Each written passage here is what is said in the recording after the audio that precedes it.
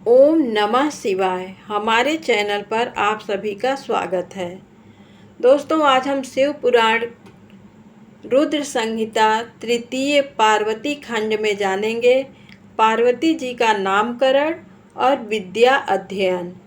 नारद जी का हिमवान के यहाँ जाना, पार्वती जी का हाथ देकर भावी फल बताना, चिंतित हुए हिमवान को आश्वासन दे पार्वती का विवाह शिव जी के साथ करने को कहना और उनके संदेह का निवारण करना।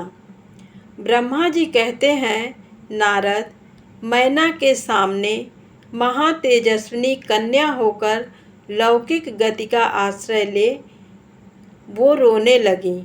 उनका मनोहर रुदन सुनकर घर की सभी स्त्रियां हर्ष से खिल उठीं और बड़े बेग से प्रसन्नतापूर्वक वहां आ पहुंची। नील कमल दल के समान श्याम कांति वाली उस परम तेजस्विनी और मनोरम कन्या को देखकर गिरिराज हिमालय अतिशय आनंद में निमग्न हो गए। तदनंतर सुंदर मुहूर्त में मुनियों के साथ हिमवान ने अपनी पुत्री के काली आदि सुखदायक नाम रखे। देवी शिवा गिरिराज के भवन में दिनों दिन बढ़ने लगी। ठीक उसी तरह जैसे वर्षा के समय में गंगा जी की जलराशि और शरद ऋतु के शुक्ल पक्ष में चांदनी बढ़ती है। सुशीलता आदि गुणों से संयुक्त तथा बंधुजनों की प्यारी उस कन्या को कुटुंब के लोग अपने कुल के अनुरूप पार्वती नाम से पुकारने लगे। माता ने कालिका को उमा अरे तपस्या मत कर कहकर तप करने से रोका था मुने, इसलिए वह सुंदर मुख वाली गिरिराज नंदिनी आगे चलकर लोक में उमा के नाम से विख्यात हो गई। नारद, तदनंतर जब विद्या के उपदेश का समय आया तब शिवा देवी अपने चित्त को एकाग्र करके बड़ी प्रसन्नता के साथ श्रेष्ठ गुरु से विद्या पढ़ने लगी। पूर्व जन्म की सारी विद्याएं उन्हें उसी तरह प्राप्त हो गईं जैसे शरत काल में हंसों की पात अपने आप स्वर्ग गा के तट पर पहुंच जाती हैं और रात्रि में अपना प्रकाश स्वतः महौषधियों को प्राप्त हो जाता है।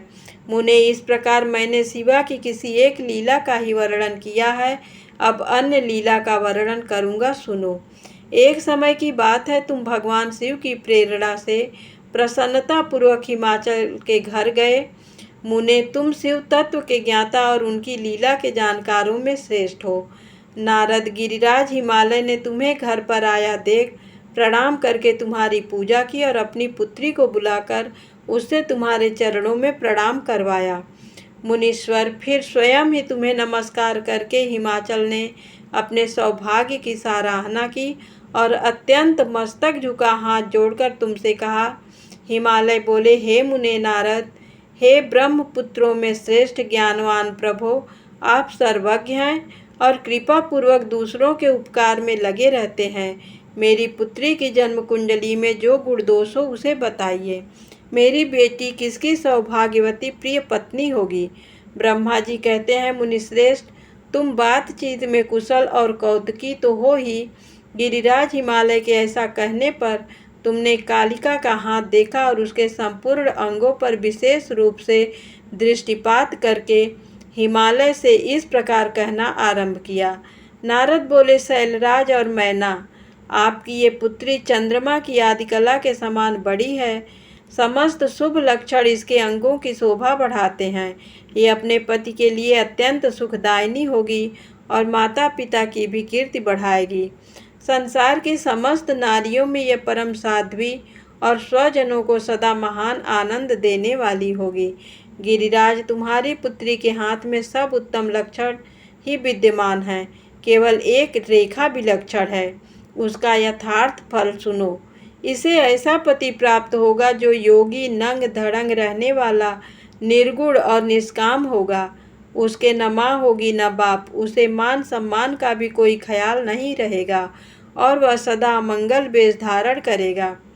ब्रह्मा जी कहते हैं, नारद, तुम्हारी इस बात को सुन सत्य मानकर मैना तथा हिमाचल दोनों पति पत्नी बहुत दुखित हुए, परंतु जगदम्बा शिवा तुम्हारे ऐसे वचन को सुनकर और लक्षणों द्वारा उस भावी पति को शिव मानकर मन ही मन हर्ष से खिल उठी। नारद जी की बात कभी झूठ नहीं हो सकती, ये सोचकर शिवा भगवान शिव के युगल चरणों में संपूर्ण हृदय से अत्यंत स्नेह करने लगी। नारद, उस समय मन ही मन दुखी हो हिमवान ने तुमसे कहा, मुने, उस रेखा को फल सुनकर मुझे बड़ा दुख हुआ है। मैं अपनी पुत्री को उससे बचाने के लिए क्या उपाय करूं? तुम स्नेह पूर्वक सुनो, मेरी बात सच्ची है, वह झूठ नहीं होगी। हाथ की रेखा ब्रह्मा जी की लिपि है, निश्चय ही वह मिथ्या नहीं हो सकती। अतः शैल प्रवर इस कन्या को वैसा ही पति मिलेगा, इसमें संशय नहीं है। परंतु इस रेखा के कफल से बचने के लिए एक उपाय भी है, उसे प्रेम पूर्वक सुनो। उसे करने से तुम्हें सुख मिलेगा। मैंने जैसे वर का निरूपण किया है वैसे ही भगवान शंकर हैं। वे सर्व समर्थ हैं और लीला के लिए अनेक रूप धारण करते रहते हैं। उनमें समस्त कुलक्षण सद्गुणों के समान हो जाएंगे। समर्थ पुरुष में कोई दोष भी हो तो वह उसे दुख नहीं देता, असमर्थ के लिए ही वह दुखदायक होता है। इस विषय में सूर्य, अग्नि और गंगा का दृष्टांत सामने रखना चाहिए। इसलिए तुम विवेक पूर्वक अपनी कन्या शिवा को भगवान शिव के हाथ में सौंप दो। भगवान शिव सबके ईश्वर, सेव्य, निर्विकार, सामर्थ्यशाली और अविनाशी हैं। वे जल्दी ही प्रसन्न हो जाते हैं, अतः शिवा को ग्रहण कर लेंगे, इसमें संशय नहीं है। विशेषतः वे तपस्या से बस में हो जाते हैं। यदि शिवा तप करे तो सब काम ठीक हो जाएगा। सर्वेश्वर शिव सर्व प्रकार से समर्थ हैं। वे इंद्र के वज्र का भी विनाश कर सकते हैं। ब्रह्मा जी उनके अधीन हैं तथा वे सबको सुख देने वाले हैं। पार्वती भगवान शंकर की प्यारी पत्नी होंगी। वह सदा रुद्रदेव के अनुकूल रहेंगी, क्योंकि ये महासाध्वी और उत्तम व्रत का पालन करने वाली हैं तथा माता पिता के सुख को बढ़ाने वाली हैं। ये तपस्या करके भगवान शिव के मन को अपने बस में कर लेंगी और वे भगवान भी इसके सिवा किसी दूसरी स्त्री से विवाह नहीं करेंगे। इन दोनों का प्रेम एक दूसरे के अनुरूप है। वैसा उच्च कोटि का प्रेम न तो किसी का हुआ है और न इस समय है और न आगे होगा। गिरिश्रेष्ठ, इन्हें देवताओं के कार्य करने हैं। उनके जो जो काम नष्ट प्राय हो गए हैं उन सबका इनके द्वारा पुनः उज्जीवन या उद्धार होगा। भगवान हर अर्धनारीश्वर होंगे। इन दोनों का पुनः हर्ष पूर्वक मिलन होगा। आपकी ये पुत्री अपनी तपस्या के प्रभाव से सर्वेश्वर महेश्वर को संतुष्ट करके उनके शरीर के आधे भाग को अपने अधिकार में कर लेगी, उनका अर्धांग बन जाएंगी। गिरिश्रेष्ठ, तुम्हें अपनी ये कन्या भगवान शंकर के सिवा दूसरे किसी को नहीं देनी चाहिए। ये देवताओं का गुप्त रहस्य है, इसे कभी प्रकाशित नहीं करना चाहिए। हिमालय ने कहा, ज्ञानी मुने नारद, मैं आपको एक बात बता रहा हूँ, उसे प्रेम पूर्वक सुनिए और आनंद का अनुभव कीजिए। सुना जाता है महादेव जी सब प्रकार की आसक्तियों का त्याग करके अपने मन को संयम में रखते हुए नित्य तपस्या करते हैं। देवताओं की भी दृष्टि में नहीं आते। देवर से ध्यान मार्ग में स्थित हुए वे भगवान शंभु पर ब्रह्म में लगे हुए अपने मन को कैसे हटाएंगे? ध्यान छोड़कर विवाह करने को कैसे उद्यत होंगे? इस विषय में मुझे महान संदेह है। दीपक की लौ के समान प्रकाशमान अविनाशी, प्रकृति से परे, निर्विकार, निर्गुण, सगुण, निर्विशेष और निरीह जो पर ब्रह्म है, वही उनका अपना सदाशिव नामक स्वरूप है। अतः वे उसी का सर्वत्र साक्षात्कार करते हैं, किसी ब्रह्म अनात्म वस्तु पर दृष्टि नहीं डालते। मुने, यहाँ आए हुए किन्नरों के मुख से उनके विषय में नित्य ऐसी ही बात सुनी जाती है। क्या वह बात मिथ्या ही है?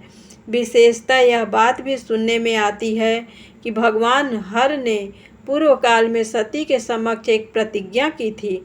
उन्होंने कहा था, दक्ष कुमारी प्यारी सती, मैं तुम्हारे सिवा दूसरी किसी स्त्री का अपनी पत्नी बनाने के लिए न वरण करूँगा न ग्रहण। ये मैं तुमसे सत्य कहता हूँ। इस प्रकार सती के साथ उन्होंने पहले ही प्रतिज्ञा कर ली है। अब सती के मर जाने पर वे दूसरी किसी स्त्री को कैसे ग्रहण करेंगे? ये सुनकर तुम नारद ने कहा, महामते गिरिराज, इस विषय में तुम्हें चिंता नहीं करनी चाहिए। तुम्हारी ये पुत्री काली ही पूर्व काल में दक्ष कन्या सती हुई थी। उस समय इसी का सदा सर्व मंगलदायी सती नाम था। वे सती दक्ष कन्या होकर रुद्र की प्यारी पत्नी हुई। उन्होंने पिता की यज्ञ में अनादर पाकर तथा भगवान शंकर का भी अपमान हुआ देख क्रोध पूर्वक अपने शरीर को त्याग दिया था। वे ही सती फिर तुम्हारे घर में उत्पन्न हुई हैं। तुम्हारी पुत्री साक्षात जगदम्बा शिवा हैं। ये पार्वती भगवान हर की पत्नी होंगी, इसमें संशय नहीं है। नारद, ये सब बातें तुमने हिमवान को विस्तार पूर्वक बताई। पार्वती का वह पूर्व रूप और चरित्र प्रीति को बढ़ाने वाला है। काली के उस संपूर्ण पूर्व वृत्तांत को तुम्हारे मुख से सुनकर हिमवान अपनी पत्नी और पुत्र के साथ तत्काल संदेह रहित हो गए। इसी तरह तुम्हारे मुख से अपनी उस पूर्व कथा को सुनकर काली ने लज्जा के मारे मस्तक झुका लिया और उसके मुख पर मंद मुस्कान की प्रभा फैल गई। गिरिराज हिमालय पार्वती के उस चरित्र को सुनकर उसके माथे पर हाथ फेरने लगे और मस्तक सूंघकर उसे अपने आसन के पास ही बिठा लिया। नारद, इसके पश्चात तुम उसी क्षण प्रसन्नता पूर्वक स्वर्ग लोक को चले गए और गिरिराज हिमवान भी मन ही मन आनंद से युक्त हो अपने सर्व